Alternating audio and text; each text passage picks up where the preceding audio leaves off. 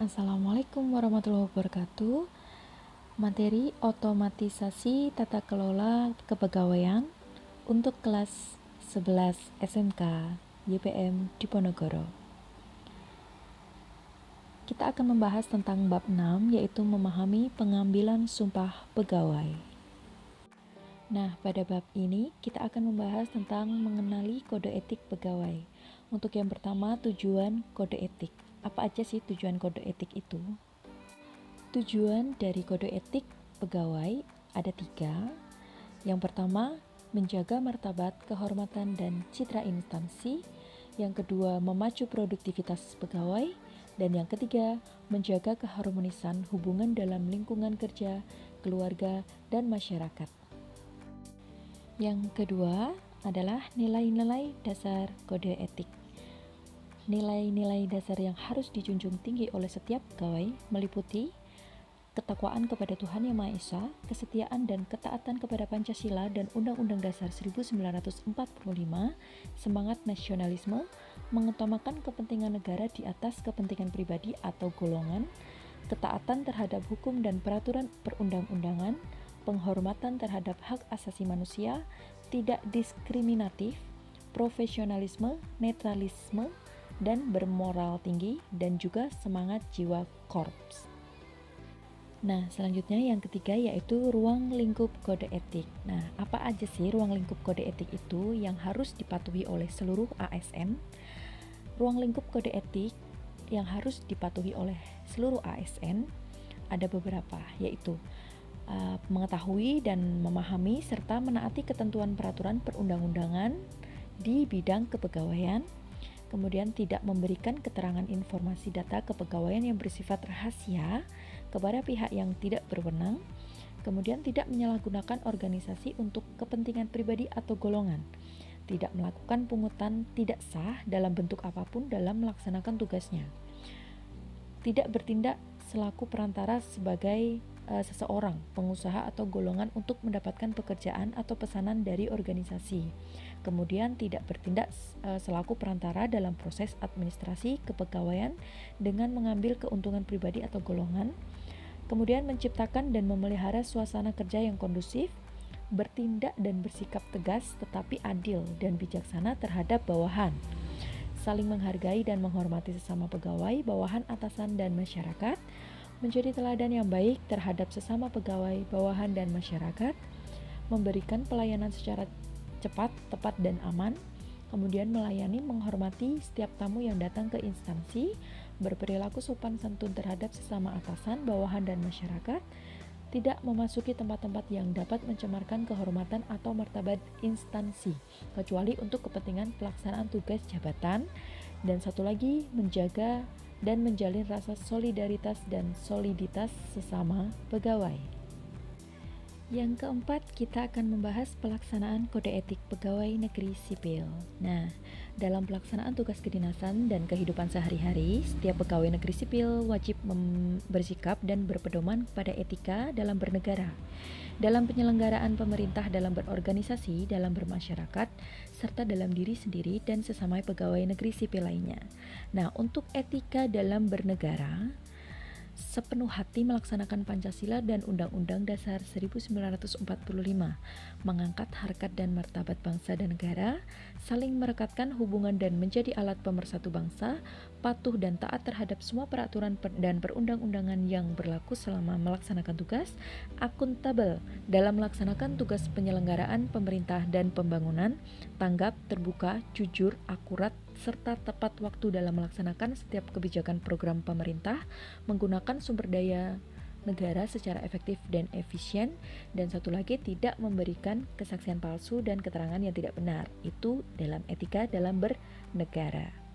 Kemudian etika dalam berorganisasi, yaitu melaksanakan tugas dan wewenang sesuai dengan ketentuan yang berlaku, menjaga informasi yang bersifat rahasia, melaksanakan setiap kebijakan yang ditetapkan oleh pejabat yang berwenang, memiliki dan membangun etos kerja untuk meningkatkan kinerja berorganisasi, menjalin kerjasama yang kooperatif untuk mencapai tujuan bersama, kompeten dan andal dalam pelaksanaan tugas, patuh dan taat terhadap standar operasional dan tata kerja, mengembangkan pemikiran secara kreatif dan inovatif dalam rangka peningkatan kerja, serta berorientasi untuk meningkatkan kualitas kerja. Kemudian yang ketiga, etika terhadap diri sendiri, yaitu jujur dan terbuka serta tidak memberikan informasi yang salah, bertindak dengan sepenuh kesungguhan dan ketulusan, menghindari konflik kepentingan pribadi, kelompok maupun golongan, berinisiatif untuk meningkatkan kualitas pengetahuan, keterampilan, dan sikap, kemudian memiliki daya juang yang tinggi, memelihara kesehatan jasmani dan rohani, menjaga keutuhan dan keharmonisan keluarga, dan berpenampilan sederhana, rapi, dan sopan. Kemudian selanjutnya etika dalam bermasyarakat. Yang pertama, mewujudkan pola hidup sederhana. Yang kedua, memberikan pelayanan dengan empati, hormat, santun, tanpa pamrih dan tanpa unsur pemaksaan. Kemudian yang ketiga, memberikan pelayanan secara cepat, tepat, terbuka, dan adil serta tidak diskriminatif. Kemudian tanggap terhadap keadaan di lingkungan masyarakat. Dan satu lagi, berorientasi untuk peningkatan kesejahteraan masyarakat dalam melaksanakan tugas. Dan untuk etika terhadap sesama pegawai negeri sipil, yang pertama, saling menghormati sesama warga negara yang memeluk agama atau kepercayaan yang berlainan. Kemudian memelihara rasa pemersatu dan kesatuan sesama pegawai negeri sipil, saling menghormati antara teman sejawat baik secara vertikal maupun horizontal dalam suatu unit kerja, instansi maupun di luar instansi. Kemudian menghargai perbedaan pendapat, kemudian menjunjung tinggi harkat dan martabat pegawai negeri sipil, kemudian menjaga dan menjalin kerjasama yang kooperatif sesama pegawai negeri sipil, dan berhimpun dalam satu wadah Korps Pegawai Republik Indonesia yang menjamin terwujudnya solidaritas dan soliditas dalam memperjuangkan hak-haknya. Nah, yang kelima adalah penegakan kode etik. Penjelasan ini mengenai pelanggaran terhadap kode etik pegawai berdasarkan pada Peraturan Pemerintah Nomor 42 Tahun 2004 tentang pembinaan jiwa korps dan pegawai sipil. Pegawai negeri sipil yang terbukti melanggar kode etik pegawai akan dikenakan sanksi moral. Sanksi moral yang diberikan secara tertulis berupa secara terbuka ataupun tertutup. Untuk pernyataan tertutup disampaikan oleh pejabat yang berwenang atau pejabat lain yang ditunjuk dalam ruang tertutup. Dalam ruang tertutup ini maksudnya penyampaian pernyataan tersebut hanya diketahui oleh pegawai yang bersangkutan dan pejabat yang menyampaikan pernyataan. Dalam penyampaian pernyataan secara tertutup dapat dihadiri oleh pejabat lain yang terkait, dengan catatan bahwa pejabat yang terkait tersebut tidak boleh berpangkat lebih rendah dari pegawai yang bersangkutan. Kemudian, jika pernyataan sanksi pelanggaran kode etik disampaikan secara terbuka melalui forum-forum pertemuan resmi, pegawai negeri sipil, upacara bendera, media massa, dan forum lainnya yang dipandang sesuai untuk itu. Jadi, untuk pegawai negeri sipil yang melanggar kode etik pegawai negeri sipil, selain dikenakan sanksi moral dan dapat dijatuhi hukuman disiplin pegawai negeri sipil atau tindakan administrasi lainnya, berdasarkan rekomendasi dan majelis kode etik, penjatuhan hukuman disiplin bagi pegawai negeri sipil berdasarkan ketentuan yang diatur dalam Peraturan Disiplin Pegawai Negeri Sipil. 6 adalah majelis kode etik. Nah, untuk membuktikan bahwa seorang pegawai negeri sipil telah melanggar kode etik, maka dibentuklah sebuah majelis kode etik dalam Peraturan Perundang-undangan Nomor 42 Tahun 2004 Pasal 7 yang membahas tentang majelis kode etik. Nah, majelis kode etik ini dibentuk setiap terjadi dugaan pelanggaran kode etik pegawai. Pembentukan majelis kode etik ini ditetapkan oleh 1. Pimpinan instansi apabila dugaan pelanggaran kode etik dilakukan oleh pegawai yang menduduki jabatan struktural eselon 1 dan kepala kantor regional. Kemudian yang kedua, sekretaris utama apabila dugaan pelanggaran kode etik dilakukan oleh pegawai yang menduduki jabatan struktural eselon 2 ke bawah, fungsional tertentu, fungsional umum, dan calon CPNS. Kemudian yang ketiga, kepala kantor regional apabila dugaan pelanggaran kode etik dilakukan oleh pegawai BKN yang menduduki jabatan struktural eselon 3 ke bawah, fungsional tertentu, fungsional umum, dan calon CPNS di lingkungannya. Untuk anggota majelis kode etik, dalam sebuah majelis kode etik terdiri dari beberapa anggota, yaitu 1 orang ketua merangkap anggota, kemudian 1 orang sekretaris merangkap anggota, dan paling sedikit 3 orang anggota. Nah, untuk prosedur sidang kode etik, dalam pasal 8 disebutkan mengenai prosedur pelaksanaan sidang, yaitu yang pertama, pemanggilan. Nah, pemanggilan pegawai yang diduga melakukan pelanggaran dalam sidang kode etik.